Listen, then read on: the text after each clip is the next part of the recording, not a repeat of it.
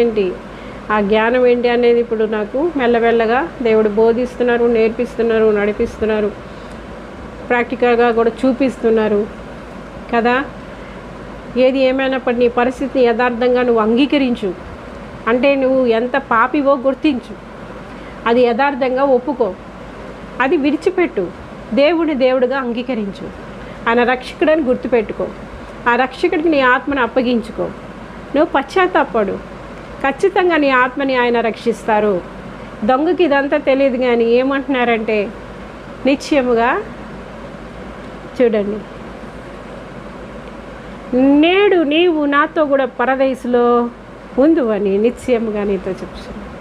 నేడు నీవు నాతో కూడా నీతో కూడా దేవుడు ఆ మాట చెప్తారు. నీ పరిస్థితిని యథార్థంగా కూలంకషంగా పరిశీలించుకో, నువ్వు ఎంత పాపివో గుర్తించు.